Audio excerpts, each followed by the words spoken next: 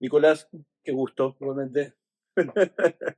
Bueno, vamos a empezar por el principio. Contame esto que es lo de embajadores, destinos para explorar. Es un proyecto que llevamos adelante con Productora 30 y con Amancay, dos productoras que tiene que ver con viajar a distintos destinos y meterme con la cultura, con la gastronomía, con la historia, con música, obviamente. Con, a ver, se viaja y se mete. Entonces, pero no es un programa de viaje, digamos. Yo he hecho programas en donde sí hablo de distintos lugares, pero me interesa acá meterme con cosas que tengan que ver con lo que yo quiero visibilizar, digamos. Un museo cultural. Hay mucha cosa invisibilizada y hay mucha cosa visibilizada para mí intrascendente, ¿no? Y entonces, de repente, no sé, ir a Paraguay y meterme con el trabajo que hacen mujeres indígenas de la con respecto a la soberanía alimentaria, con ver el trabajo que hace un luthier que hace arpas paraguayas desde hace mucho tiempo, meterme en otra escuela que trabaja con niños a través de la reinserción y el arte, que eso tiene que ver conmigo también por algo que yo vengo haciendo con Casa de la Cultura de la Calle, una asociación civil en la Argentina que montó mi hermano Gastón hace muchos años, que trabaja con el arte como herramienta transformadora para reinsertarse en la sociedad, en esas situaciones muy complejas. Entonces, hacer esto en Paraguay tiene que ver con algo que yo hago acá, digo, meterme con temas que a mí, con la fotografía, digo, la fotografía a mí es algo que me fascina. En Paraguay, caminar a Asunción del Paraguay con un fotógrafo contándome la historia del lugar y sacando fotos con él, o en Colonia con Fefo Beguier, que es un astrofotógrafo, entonces hablar de astronomía que me fascina y de fotografía que me fascina, entonces buscar estos temas. Sí, pensaba que cuando te ofrecieron el proyecto, seguro que la segunda pregunta fue, ¿y me pagan por esto, no? Porque sos un poco curioso, has incursionado en distintos Sí, aspectos, ¿no? soy, De soy, la cultura, del arte, digamos, y ya venís de una casa sí, donde el arte se respiraba y decís, bueno, che, qué interesante esto, me meto y veo qué hay, uy, qué lindo, y sí, vas sí, profundizando. sí, soy muy curioso, soy muy inquieto, lo sigo siendo, afortunadamente es algo que siento que no solo no pierdo, sino que voy alimentándolo y creo que la curiosidad se retroalimenta, ¿no? El movimiento en mí genera aún más movimiento. Si me quedo quieto, me cuesta pararme. Si me paro, no puedo sentarme más. Crucé los Andes caminando hace unos años y la sensación que tenía cuando terminé de cruzar es que no iba a poder parar de caminar nunca más en la vida. Y me pasa un poco con el hecho de hacer, de buscar cosas, ¿no? Que me entusiasme, ir caminando y que algo me despierte y me abra una puerta que me lleve a investigar. Es como, no sé, leer un libro o escuchar un disco. Sé que ese disco o ese libro me van a llevar a otros libros y a otros discos. Son detonadores. Absolutamente. Para mí son llaves. Claro, Son bueno, llaves. Yo escucho un disco y por eso hoy me fastidia mucho que no existe el booklet para ver quién tocó. Yo escucho un disco y escucho una batería que me gusta y digo, che, ¿quién tocó? Y seguramente me voy a ir a escuchar discos donde grabó ese baterista. sí, claro. Entonces hoy es más difícil llegar a esa información. Entonces esa inquietud me llevó hace un tiempo a hablar con la productora con la que yo ya había hecho otros programas, diciendo, che, hagamos algo que tenga que ver con esto.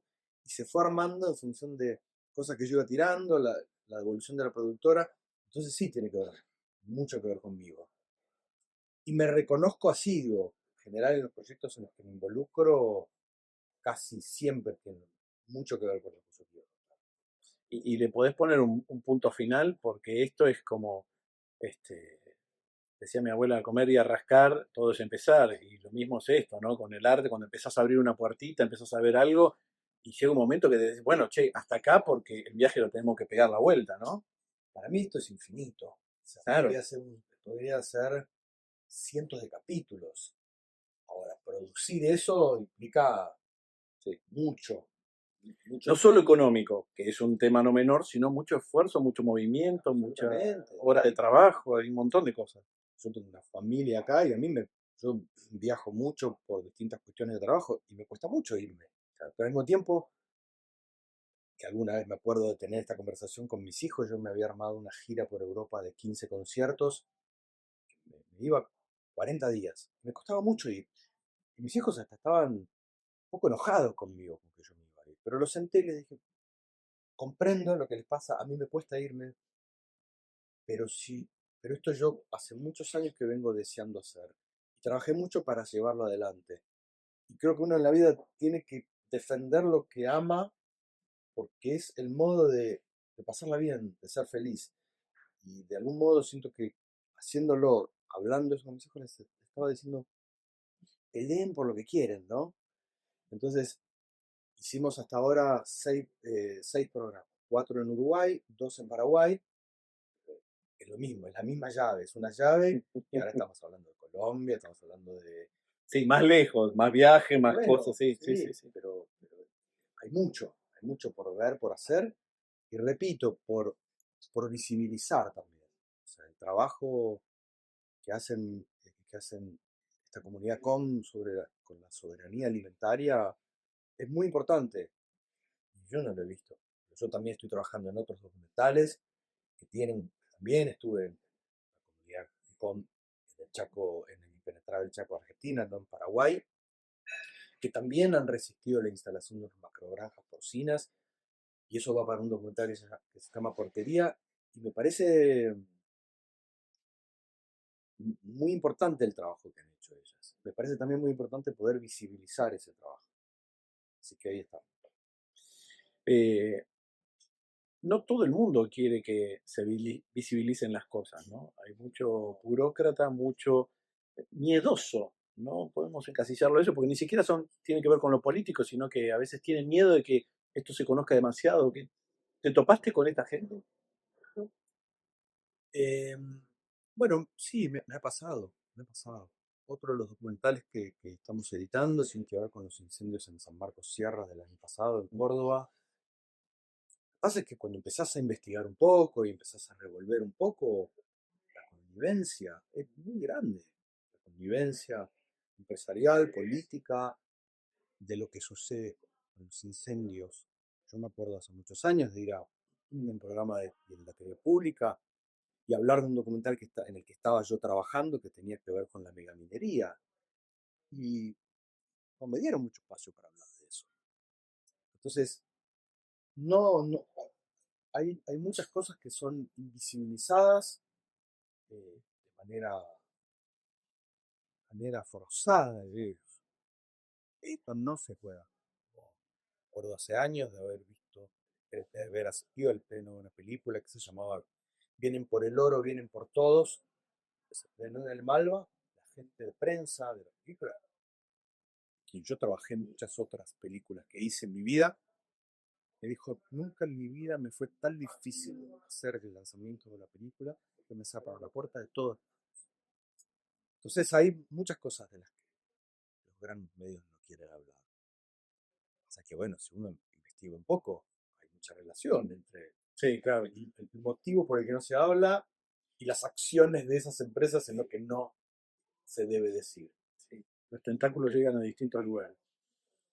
Recién hablabas de tus hijos, cuando vos los sentaste y le dijiste, mire, tengo la gira, qué sé yo, eh, llegaron a entender que en realidad lo que vos les pedías era un poco lo que vos hacés como padre para estimularlos a que ellos hagan lo que desean. ¿Les costó? ¿Qué edad tienen? Y en eso, hoy Olivia tiene 19, León tiene 15, en ese momento Alfonso no estaba acá, hoy Alfonso tiene 5, y Alfonso está creciendo con un padre que viaja y que viaja por cosas que, que él también las lee como algo, eh, no sé si digo necesario, pero entiende el motivo. No sé, ahora me fui 2 años, me fui varias veces de viaje, porque estoy haciendo un documental sobre elefantes y sobre la liberación de una elefanta, y hace poco me fui a acompañar el viaje de una elefanta desde el ex zoológico de Mendoza hasta Brasil, y era un hecho muy hermoso, más allá de la distancia y del extrañarme, pero había también motivo de celebración en esa ausencia mía, digamos. Estaba yendo a liberar un elefanta. Y estaba documentado, lo puedo ver, digamos. Exacto. Y yo creo que ellos sí comprenden. Hoy, en ese momento, Olivia y León tenían 6 años menos que hoy, comprendieron inmediatamente el motivo por el cual yo me iba a ausentar. Que eso no significaba que yo no los extrañara, que eso se iba a extrañar mucho, pero quería defender eso por lo que había trabajado mucho tiempo. Y yo creo que sirvió muchísimo. Eh, como padre, digo, uno puede tener claridad en que quiere libertad para los hijos, en lo mejor que esto, que lo otro. ¿En qué parte sos culposo mal? Que te reconoces, que decís, ay, esto me supera, esto no puedo. No lo llevé tanto al mar como me hubiera deseado. Ah, es buena eso. Me hubiera gustado vivir. Primero que tal vez nacieran en la naturaleza. Si bien no vivimos en la ciudad, pero eso me da vuelta seguido. A mí, ¿no? Pero después no me preocupo mucho. Estoy aprendiendo. Aprendiendo todo el tiempo. Pido perdón todas las veces que siento que me equivoqué. Me muestran que hubo algo que no estuvo eh, bien abordado. Pero, pero ahí no tengo mucho rollo con eso, digamos. Pero sí con esto otro, decir, che, me hubiera gustado vivir más en la naturaleza. Bien. Más en el mar. Sí, pero dije mar porque me encanta el mar. También me encanta la montaña. Pero siento que la playa, no sé, igual cuando me voy a la naturaleza, siento que no hay que armar pedales. Claro. Ya estás ahí. Sí, con solo mirar se alcanza, ¿no? El estado meditativo más me gusta. Eh, estaba mirando que en 1996 pues, estuviste en Buenos Aires, viceversa. Sí, Estamos casi cumpliendo 30 años de eso. ¿Era tu primera película esa? sí, que filmamos en el 95, o sea, hace Ah, 30 años. 30 años. ¿Qué recordás de eso? ¿Qué experiencia fue para vos? Extraordinaria. También muy, a ver, yo estaba por entrar a grabar el primer disco como baterista con un grupo. Yo ya hacía música hace mucho tiempo, había tenido mis grupos, pero nunca había grabado un disco. Y estaba entrando a grabar un disco con ese primer grupo que se llamaba Las Cuatro Estaciones. Y mi viejo me dice, Alejandro Agresti está volviendo a la Argentina, va a hacer una película y quiere que vos hagas un personaje. Yo era muy fan de las películas que había visto de él, de Boda Secreta, del Acto en Cuestión. Inmediatamente me inundó, intentaron, que pensamientos de decir, puede ser que estudió teatro, que consideraba, digamos, trabajar o hacerlo profesionalmente. Entonces, hablo con Alejandro, me dice, quiero que lo hagas vos. Me da el guión, lo leo, me debato entre animarme a hacerlo. Era el mayor desafío, ¿no? Claro. Obvio. El problema interno. Un montón de gente confiando en vos y vos diciendo, ¿estaré a la altura de tanta semejante responsabilidad? Fue así, yo Claro, le sí. y le dije, mira, Ale, me encanta el guión. Y dice, bueno, olvídate, el guión fue nada más para. El guión no vamos a hacer nada de eso. Yo quiero que lo hagas vos. Yo no sé si lo puedo hacer. Me dijo, luego lo vas a poder hacer perfectamente. Y yo, si yo no puedo llegar a un estado, yo te voy a poner a tocar la batería, cualquier cosa, no sé qué. Y bueno, dale, hagámoslo. y, y era una aventura que yo no lo podía perder. Laburar con Alejandro, hacer una primera película. Lo que yo iba a ganar con esa película, lo iba a usar para ir a ver a The Cure a Brasil 3 meses después. The Cure iba a Brasil, a San Pablo y a Río de Janeiro y dije, todo perfecto, Me cierra todo. todo es perfecto. Filmé, así genial. Me gustó inclusive algo que me acuerdo que íbamos mucho a un boliche en el Abasto, en el Codo, y una noche le digo a Alejandro, ¿cómo va a empezar? Yo siempre le preguntaba cómo iba a terminar o cómo iba a empezar. Y él siempre me cambiaba el final. Un día me dijo sobre el comienzo, dice, la película va a empezar con vos tocando la batería pero todavía no tengo claro si sobre Poseído del Alba de Pescado Rabioso o lo que nos ocupa es esa abuela, la conciencia que regula el mundo de invisible. Elegilo vos, me dice. Entonces yo salí del CODE esa noche y me fui a mi casa, me grabé en un cassette Poseído del Alba, lo que nos ocupa es abuela. El Poseído del Alba, una y otra, una y otra. Yo me pasé como 2 días escuchando uno y otro, hasta que yo le dije Poseído del Alba. Y así empieza la película. Y cuando terminamos de filmar, grabé el disco, seguí tocando, me fui a ver a The Cure, qué sé yo, y empezaron a aparecer propuestas laborales. Canal 9 me llama para hacer un contrato por varios años para hacer una serie de televisión. Entonces, la experiencia de Buenos Aires y viceversa fue la llave también que me abrió, epa, mira esto que apareció acá. Y fue una experiencia extraordinaria para viajar.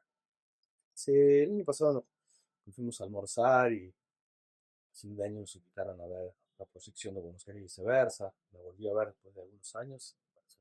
Aún hoy, muchísimo. ¿Y qué pasó cuando te veías? Yo, muchos años después empecé a aprender a verme. Porque no es fácil. No. Empecé a aprender con los años. Hay cosas que me gustan más, cosas que me gustan menos. Pero al principio era ¿Te juzgabas demasiado? tribunal, Claro. un tribunal que no conducía a nada bueno. No, te frustra en realidad. No conducía a nada bueno. Así que dejé de ver. Dejé de ver. Solucioné el tema, no me vi No más. veo más. Y después con los años también empecé a ver ciertas cosas, también aprendí a ver a medida que iba haciendo, porque en un momento era, no quiero ver nada. Después, a veces, estoy haciendo algo, una película o algo, una serie, lo que sea, y voy a ver la escena, porque si vamos a hacer otra, tal vez aprendo de eso que vi, no aprendo, corrijo algo de lo que vi. Eh, pero bueno, pasaron 30 años de esa película y no dejé de laburar nunca más. Hice un montón de películas. Hablamos, Y televisión y teatro. sí, hablamos de actuación, hablamos de música, y hay, digamos, un contrapunto ahí, porque vos tocas la batería, Sí, que es el músico que menos se ve, está escondido atrás de los tambores, sí, de los sí. platillos, pero sos actor, o sea, que estás al frente, sos conductor de un programa que también estás al frente. Digo, ¿cómo es eso? ¿Cómo funciona eso en tu cabeza? Eh, yo siempre intenté como mantener una cosa muy alejada de la otra. Igual digo esto y al mismo tiempo parece una contradicción, porque en el año 98 me llama Poija para hacer Gasoleros, en donde dentro del programa iba a haber una banda, y con esa banda que se llamaba La Terminal, tocamos como 3 años fuera, grabamos un disco cuando el programa terminó, de Escribir al Aire, pero recién hace 12 años más o menos, por el 2012, empecé a componer mis canciones, empecé a cantar mis canciones. Lentamente dejé de tocar la batería y de hecho casi las canciones que voy componiendo, coautoría con otros músicos, no sé, cuando aparecen las melodías y empiezan a armarse las canciones, las escucho sin batería. Y de hecho también, en general cuando toco, llamo a un percusionista, y no toco yo, o eventualmente toco un cajón y un plato. eh, pero siento que todo es un lenguaje, digamos, sobre todo la actuación, el teatro y el concierto, ¿no? Hay algo lógico, son familia, son mundos muy distintos, pero sí comprendo que una obra de teatro, una canción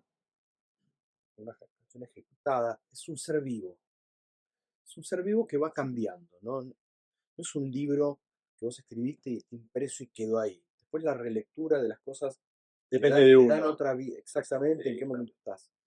Pero vos grabás una canción, la tocas hoy, la tocas mañana, en otro lugar, vos con otro día, y la canción tiene otro espíritu. Y con el teatro pasa lo mismo. Nunca una función es igual a la otra. Nunca. Entonces, la sensación que tengo es que la canción, como una obra de teatro representada, es un ser vivo que tiene otro humor, que todos los días que se interpreta tiene un humor distinto. Y que va creciendo con vos también. Absolutamente. Sí, sí, sí, y yo voy comprendiendo algo nuevo en la canción o en el texto del teatro. Eh, ¿En qué momento te sorprendiste de algo que hayas escrito? Dijiste, yo escribí esto hace 12 años, 10 años. ¡Wow! Bueno, yo atesoro todo lo que escribí, casi todo, digamos. Ayer me acordé que hace unos años, en un robo en la vida pública, perdí un cuaderno donde había mucho escrito, pero sí atesoro las cosas desde el primer momento que empecé a escribir, que yo tendría, no sé, 13 años o menos, 12 años. Los tengo todo ahí. Y a veces voy ahí, voy. Y hay una familiaridad, digamos, ¿no? En el modo, pero bueno, desde aquel momento hasta hoy he leído más libros, he caminado más Has por la vivido vida, más he también por tenido eso. hijos, se han muerto gente amada, entonces hay más vida ahí. Pero en general, estoy- me gusta lo que he escrito en las canciones. A mí canciones es un modo de darme mucho. No me pongo, cuando yo actúo, no actúo cosas que yo escribí, sino que actúo algo que vos me diste. Vos escribiste esto y decís, che, me gustaría que vos hicieras este personaje. Entonces yo me pongo en piel de eso que vos escribiste. Pero en las canciones no, en las canciones hablo de mí. Entonces, un modo de presentarme, si me pregunta alguien, ¿cómo sos? Escucha los discos. Te invito a que escuchen mis discos. Eso soy yo. Claro. Me acuerdo una vez que leí algo de Juana Molina que le preguntaron cómo habían sido sus primeros conciertos. Y ella dijo, estaba aterrada. Porque cuando yo hacía Juana y sus hermanas, yo actuaba, era un personaje, no era yo. El día que yo me tuve que parar ante un público y ser yo cantando, después fui aprendiendo cómo hacerlo. Y yo siento que ahí en las canciones está lo que pienso. Y cuando leo lo que escribo, me gusta. Me- Soy menos crítico de lo que escribo que de lo que actúo del modo en el que canto tal vez. Pero no de lo que escribo, me gusta lo que escribo. No es que lo otro sea muy crítico, digo, pero pues, si tengo que poner las cosas ahí, eh, reafirmo que me gusta, cambiaría una palabra, pero eso te No, da la posibilidad, digo, de la vida que tiene la o por canción. supuesto, pero yo también un poco apuntaba a decir, mira vos, no sé, a los 20 y pico, mirá la visión que tenía del mundo en ese momento, Sí. decís, wow, qué clara la tenía, ¿no? Porque viste que uno con el tiempo empieza a decir, uy, era muy ingenuo Sí. en tal cosa. No, bueno, pero em, cuando leo algo que escribí o algo que dije, que dejé escrito a algún lado, inclusive digo, si veo algo, una entrevista que, che, sigo por ese camino, ¿eh? Siento haberme ido de ahí. Hay una consecuencia ahí. Sí, sigo por esa senda. Eh, Siendo autocrítico y rodeado de artistas en tu familia, ¿te costaba mostrar lo que hacías? O Eh, animarte a mostrarlo, no porque en tu casa te censuraran, sino precisamente para decir, no sé si estoy a la altura, por esa cuestión de... bueno, sí, es como una autocensura, digamos, ¿no? Eh, pero sí, en algún momento se me apareció ahí, ¿viste? Pero esas son esas cosas que, sí, no digo uno, estoy buscando la palabra, ¿no? Pero sí, ese tribunal, ¿viste? Hay una canción de Gonzalo Alora que me gusta mucho lo que hace Gonzalo, que dice, ¿y cómo está el juez que habita en la casa de todos? ¿No? Ese tribunal que somos todos, no solo para con el otro, sino para con uno, ¿viste? Eh, pero después ver que cuando yo decía, che, miren, preparé esta comida, tengo esta canción, la, la palabra del otro, ¿no? La palabra del otro que lo conoce toda la vida, era siempre tan hermosa y acompañaba tanto, abrazaba tanto, que siempre me sentía acompañado ahí. Me di cuenta que era una percepción mía, equivocada. Claro, sí, por lo general suele suceder eso, ¿no? Que uno es demasiado duro con uno y tapa las cosas y después cuando las descubres, sí, ¿cómo tenías esto guardado? Sí, sí, sí, sí. Sí, y en ese sentido yo me, me- me reconozco como una persona que ha impulsado a muchos artistas que fui descubriendo que lo sacara. A decir, che, ¿para qué? ¿Por qué por qué lo tenés guardado? Si es una belleza. Hay cosas que son necesarias para mí, para yo necesito, y otras cosas que no necesito. Cuando yo veía eso en músicos o poetas, digo, esto yo lo necesito. Y creo que otros también lo pueden necesitar. Claro, compartilo, no seas egoísta. Dale. Pero además, porque siempre tuve la sensación de que, viste, cuando te mudás y tenés que mudar todo esto y tenés una sola caja, bueno, ¿qué tenés que hacer? Guardar todo en esa caja, vaciarla, volver a traerla y meter lo que queda. Si vos no vacías esa caja, no permitís que entre nada, como con Cuarto Espacio, que fue un grupo que yo toqué casi 10 años, grabamos con discos hermosos, Estudio de Spinetta, que él nos invitó a grabar ahí. Cuando trabajábamos en las canciones, si había algo que trababa la canción, era, dejémosla, agarremos otra. Porque si te quedas algo obstinado en no terminar, no Te terminar el bloqueas. fin, no permitís que venga todo lo otro, ¿viste? Y en ese sentido, siento que tengo una energía resolutiva, pero determinar a que venga otra cosa, no quedar estancado en un lugar. Eh, si te transformaras tuvieras la posibilidad de ser el gran ladrón y robar o un libro que hubieras querido escribir, o una película que hubieras querido protagonizar, o un disco que hubieras querido tocar, ¿cuáles serían hoy, a esta hora? Porque las cosas cambian, pero ¿cuál decís? Uy, yo, lo que sea por esto, uy, cómo me gusta, este libro es tremendo, ¿viste? Ese libro que te cambia en la vida, decís, sí, Sí. El primer disco de Nick Drake, un músico inglés que falleció muy joven, a los 26, 27 años, 74, disco del 69, es sin duda uno de mis discos preferidos de siempre, desde que conocí su música hace 35 años. El disco se llama Five Lips Left y es impecable, impecable. Y yo entiendo que mi modo, cuando empecé a cantar, entiendo que mi modo de cantar está totalmente influenciado, no solo por él, sino por, por Chet Baker, por músicos que cantan un volumen muy bajo. Así que ese disco podría ser. casi susurradores. Hay mucho ruido, Claro. hay mucho ruido en todos lados. Yo voy con tapones en los pantalones porque el sonido tan ensordecedor entre las bocinas, ¿viste? Entras en... Me gusta elegir la música de dicho. O sea, es difícil si vas por la calle elegirla porque en todos lados hay música, digamos. Sí.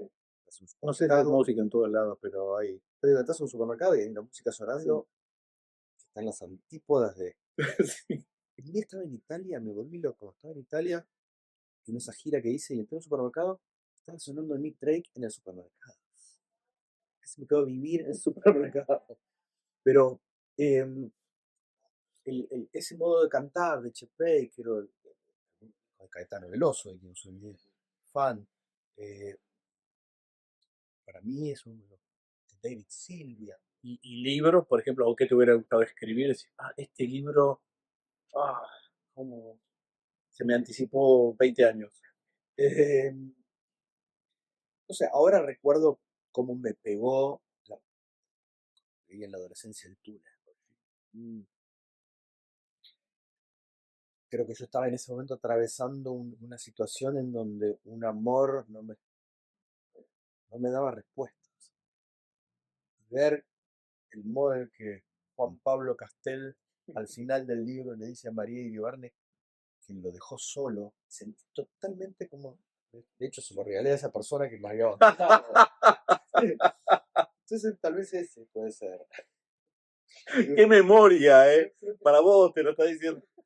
Puse en la dedicatoria y digo, debo hacer con vos lo que hizo Juan Pablo Castel. Era es muy bravo, con Juan Pablo Castel la mata, pero metafóricamente, debo hacer eso. Así que puede ser ese. Después, por toda una historia familiar y de mi padre y su escape de Berlín con una madre judía polaca, estaba comenzando la Segunda Guerra. eh, Puede ser que el lector de Bernard Schlink, que es un libro que mi viejo me regaló, mi viejo quiso llevar al cine antes que Kate Winslet hiciera esa película, adaptarla a la Argentina y hacerla. El lector también fue un libro que me gustó muchísimo, porque tiene mucho de todo eso, de la historia de mi viejo queriendo adaptar esa película para hacerla en la Claro. Argentina. Y también es un libro que regalo muchas veces. ¿Y en qué papel, qué película te hubiera gustado estar?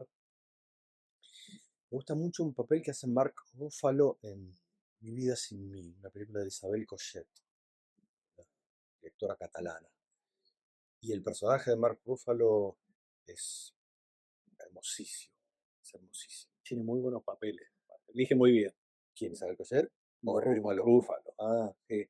No lo vi laburar mucho, después vi otras cosas. Tiene algunas Pero cositas. esa película con Leonor Watling es una belleza, esa película. Una tristeza y de un amor tan profundo.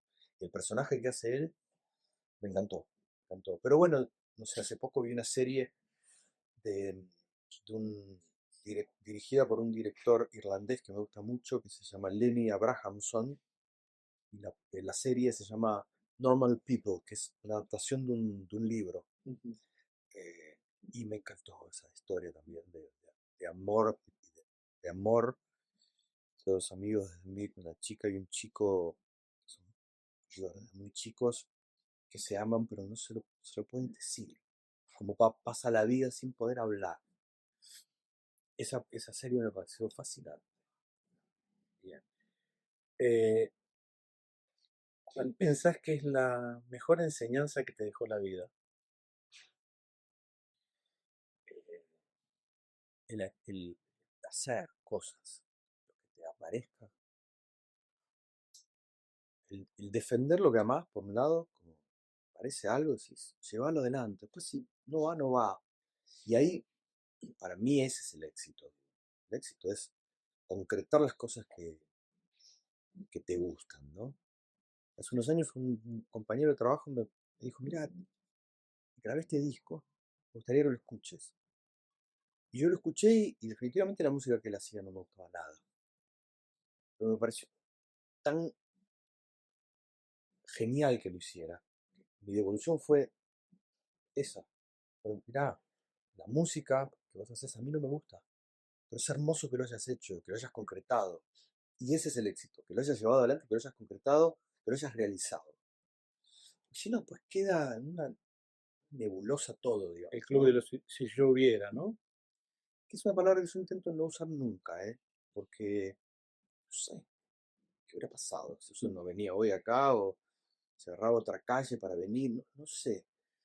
Pero, pero eso es lo que todo el tiempo me defiende, como lo sello, ¿viste? Como todo el tiempo sello eso. Es decir, sí, defender la que te aparece, ¿no? Y eso es lo que les digo a mis hijos desde un primer momento, ¿no? Eh, Hay una canción mía que se llama Floración, que es la cortina musical Justamente, sí, claro. Te iba a preguntar esta que hiciste con Tito lo claro, Sabio. sí, que es la cortina de embajadores, que en un momento dice, yo les pido a mis hijos que no sueñen pequeñeces, que busquen sin parar. No porque haya cosas más grandes, como ir por eso, ¿no? Ir, como seguir, y después si no te gusta, va por otro lado. Y afortunadamente mis viejos siempre en esa me acompañaron. Yo quiero hacer esto, vamos. No quiero más, vamos. Quiero esto, vamos. Como, Todo es un aprendizaje y nada de lo que aprendiste se pierde. Todo se recicla en lo que estás haciendo, conocimiento. totalmente. Sí, eso es Sí, sí, fantástico. total. Bueno, volvimos al punto de partida, que es embajadores. Explicarle a la gente por qué sí o sí deberían ver este ciclo de esta primera etapa de 6 programas en Canal A. Bueno, como dijimos al comienzo, como dije al comienzo y lo comentaba, es en Embajadores, que es un ciclo documental de distintos destinos. En esta primera instancia, o en estos primeros 6 capítulos, hablaremos de Uruguay, Colonia y Carmelo, y de Paraguay. Obviamente uno tiene que elegir un montón de contenidos, algunos para programas que duran media hora. Queda mucho afuera, por eso la idea es seguir haciendo muchos, pero porque ahí queremos mostrar el trabajo de mucha gente que no tiene un espacio para visibilizar esa labor que lleva adelante. En el caso de la lucha por la soberanía alimentaria de los COP, el trabajo de escuela de arte que trabaja con chicos también en los resultados de Uruguay, el trabajo de Fejo Bovier. Yo fui muchas veces a Colonia, nunca había ido a la Plaza de Toros, y Colonia, como un historiador, fui a la Plaza de Toros. eh, y, y creo que además, bueno, la posibilidad, en otros programas que yo hice de viajes, mucha gente decía, viajé con vos, me hiciste conocer algo, me sentía un poco irresponsable tal vez de llevarlos de ese modo, pero siento que acá estamos llevándole a la casa algo que en otros lados no podrían no encontrar. Es un viaje con valor agregado. Sí, sí, sí, no vamos al monumento histórico de no sé qué, digo, intentar otra cosa. Por eso lo de la Plaza de Toros podría decirse que es algo muy grande y conocido. Yo hasta hace 3 días no lo sabía, a pesar de haber ido muchas veces. Entonces, bueno, buscar cosas que no estén tan mostradas. La del estribo. ¿De qué te sorprendiste de vos? ¿Qué cosa te sorprendió que llegaste a hacer y dijiste, wow? Aprender mucho texto para una obra de teatro. Siempre pienso que no me voy a acordar nada. Siempre, ¿eh? Siempre. De hecho, creo que siempre cuando estoy por hacer algo le digo al apuntador, no me voy a acordar. Ya es como algo que me lo digo a mí, pero de repente, no sé, hice hace unos años una obra con que Beto Casella escribió, que yo hacía de Einstein. Le dije, yo, nada, no sé ni cómo voy a hacer. Ya sabes todo, la letra. Wow, el año pasado que hice una obra con Diego Ramos, plagio de Pío Conducari, éramos Diego y yo volví a pensar lo mismo, no me voy a acordar de nada. Y de repente hay algo en la naturalidad de la repetición, ¿no? En el volver, ¿no? El volver, que queda, la música de eso que estás haciendo. Pero creo que eso siempre, ¿cómo hice? Hoy pienso, ¿cómo hice? Pero lo hice. Así que tal vez eso. Nico, mil gracias. Bueno, gracias. Un placer.